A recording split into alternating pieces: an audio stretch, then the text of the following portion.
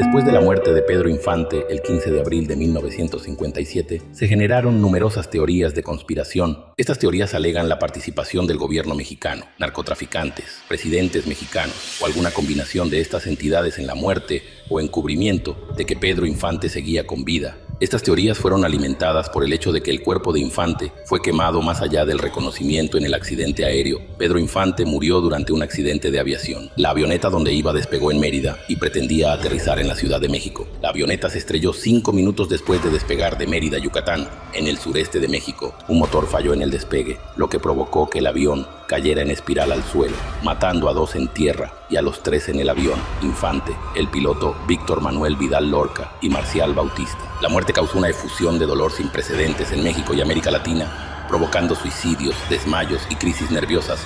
Poco después de su muerte, tras su fallecimiento, aparecieron más de 40 hombres y mujeres, asegurando el ídolo de México era su padre, pero el actor solo reconoció a 5 biológicos: Guadalupe Infante, Graciela Margarita, Pedro y Guadalupe Torrentera e Irma Infante, y también a Dora Luisa, la sobrina que adoptó. Se tiene entendido que la primera novia oficial del ídolo de México fue Guadalupe López, con quien tuvo a Guadalupe Infante López a los 17 años de edad. Tras el fallecimiento de su padre y su nulo reconocimiento en la vida pública, al igual que el de sus hermanos, decidió alejarse de los reflectores y mantener una vida con bajo perfil. En 1937, Pedro Infante conoció a María Luisa León Rosas, su primera y única legítima esposa. El noviazgo nunca fue bien visto por los padres de ella, ya que argumentaban que él no pertenecía a su clase social similar a la de ellos y que además era muy joven, puesto que María Luisa le llevaba 8 años. Ante ello se mudaron a la Ciudad de México y adoptaron a Dora Infante, hija de la hermana del actor, de la cual se tiene poca información. Su matrimonio terminó después de que Luisa León se enterara que el cantante mantenía un romance con la bailarina Guadalupe Torrentera, que contaba con apenas 15 años. Torrentera y Pedro Infante tuvieron a Graciela Margarita, Pedro y Guadalupe. La primera falleció a los 10 meses de nacida. Pedro Infante Torrentera decidió seguir los pasos de su padre. Se dedicó a ser cantante y actor. Infante Jr. actuó en más de 80 filmes. Su última película se filmó en 1998. Y se llamó 4 meses de libertad. Lamentablemente falleció a los 59 años después de apuñalarse 12 veces en el estómago el 1 de abril de 2009 en Los Ángeles, California. Su hermana Lupita Infante Torrentera también es actriz y cantante. Sin embargo, su carrera no ha tenido el impacto que la de su padre. Irma Infante fue producto de su relación con Irma Dorantes, con quien se iba a casar, pero cuando iban a contraer nupcias, el cantante seguía casado con María Luisa, motivo por el cual ya no se llevó a cabo la boda. Actualmente, Irma Infante es una actriz de doblaje. Pedro Infante fue uno de los actores a quien más hijos han salido tras su muerte, y también el número de sus romances siguen siendo uno de los enigmas de la industria del entretenimiento, pues se le ha relacionado con más de una de sus compañeras de set. Han aparecido diferentes personajes que alegan algún parentesco con el astro mexicano, reales o falsos. Estos son algunos de ellos: Pedro Antonio Suárez Casañas, quien en vida se hizo llamar Cruz Infante y aseguraba era hijo de Pedro Infante.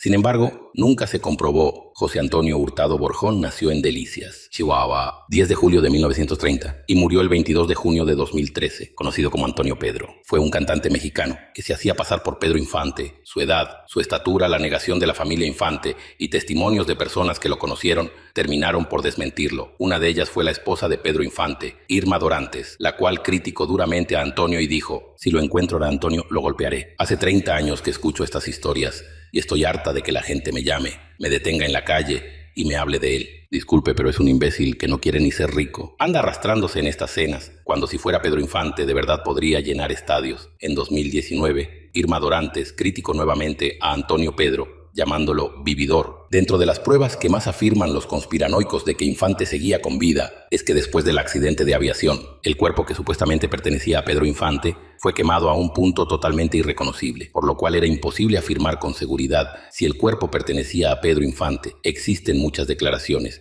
pero al no haber evidencias, no se pueden tomar en serio. Pedro Infante, actor y cantante, es recordado como el Inmortal por ser el más grande de la edad de oro del cine mexicano. Ana Ruth Rosell Chan, de 18 años de edad, había soñado con una bola de fuego que caía del cielo y la quemaba viva. El 15 de abril de 1957, La muchacha salió a colgar la ropa en su casa de Mérida, Yucatán, y su sueño pareció hacerse realidad. Murió calcinada por los restos de un avión que cayó en picada. Un avión copilotado por el legendario actor y cantante Pedro Infante, de 39 años. Tan solo 3 años antes del accidente, la carrera de Infante se encontraba en su cúspide. Fue entonces que filmó algunas de sus películas más notables, como Escuela de Vagabundos y La vida no vale nada. Ambos filmes se estrenaron en 1955. Esta última le consiguió el anhelado premio Ariel a Mejor Actor, luego de ser nominado 6 veces. La primera fue en 1948, por Cuando lloran los valientes. Si contemplamos su filmografía, junto a las más de 300 canciones que grabó, en compañía de grandes como el Mariachi Vargas de Tecalitlán y el Trío Calaveras, nos encontramos con un artista de proporciones casi mitológicas para la cultura latina. Pedro Infante se convirtió en un ícono del pueblo tan popular que hasta la fecha se le sigue llorando, señala Rafael Aviña, crítico, guionista e investigador de cine en la Ciudad de México. Lo interesante es que era un muchacho sencillo, de pueblo. Le fascinaba estar con la gente. A diferencia de otros actores como Cantinflas o Joaquín Pardavé, que eran personajes más bien hoscos, Pedro era en la vida real igual a los héroes que interpretaba en la pantalla. Infante nació en Mazatlán, el 18 de noviembre de 1917, hijo de un maestro de música. Apenas terminó el 4º grado de primaria antes de ejercer diversos oficios para ayudar a mantener a su familia. Fue padre a los 17 y pese a tener talento para la carpintería, la música pudo más. Su primera esposa lo convenció de que buscaran fortuna en la capital y en los años 40 empezó a grabar discos para la compañía Peerless. Su voz, tierna y apasionada, se expresó en una variedad de géneros populares, aunque la ranchera fue el estilo que mejor lo representó. Amorcito Corazón, 100 años, Maldita sea mi suerte y Dicen que soy mujeriego fueron algunos de sus más grandes éxitos. Algunos músicos veteranos que grabaron con Pedro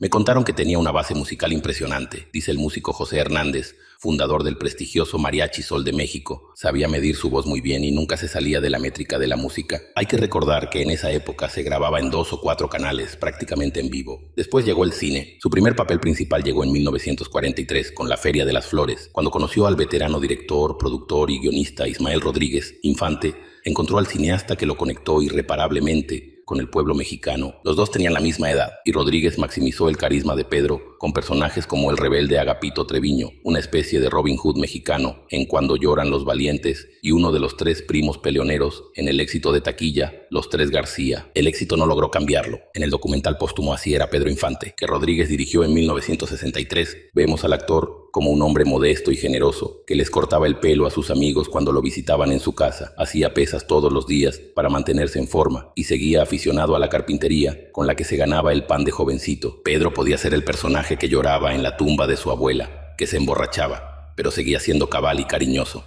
explica Aviña. Sin dejar de ser un macho, era un caballero afectuoso, y por eso el público encontraba una manera de involucrarse con este personaje. Había una gran identificación de los estratos populares, porque siempre interpretaba a hombres populacheros. Pedro Infante sabía cómo ganarse al público, recuerda Hernández, del Mariachi Sol, y menciona la cercanía que lograba con el público cuando se presentaba en concierto junto al también actor y cantante Jorge Negrete, un músico que los acompañaba en el guitarrón. Me contó que cuando salía Negrete actuaba como un cantante de ópera y la gente nomás aplaudía con toda seriedad. Cuenta Hernández, cuando salía Pedro, un montón de viejitas en las primeras filas del teatro sacaban platos de tacos y enchiladas que tenían escondidos debajo de sus asientos, y Pedro tomaba una mordida de cada plato que le traían las viejitas. Pero el fervor que causaba y la buena estrella de Infante terminaron entre las 7:30 y las 8:00 de la mañana, ese fatídico día de 1957, cuando el avión que copilotaba Infante despegó sin lograr elevarse lo suficiente y se estrelló en pleno centro de Mérida. La noticia repercutió en toda Latinoamérica. Se dice que varias jovencitas se suicidaron en diversos países. El funeral fue presenciado por la aristocracia del cine mexicano, que nunca logró recuperarse de la pérdida. La Edad de Oro llegaría a su final definitivo unos años más tarde, y la nostalgia por el pasado tomaría su lugar. No en balde, hasta el día de hoy, Pedro Infante es recordado por miles de seguidores. No olvides dar like y compartir.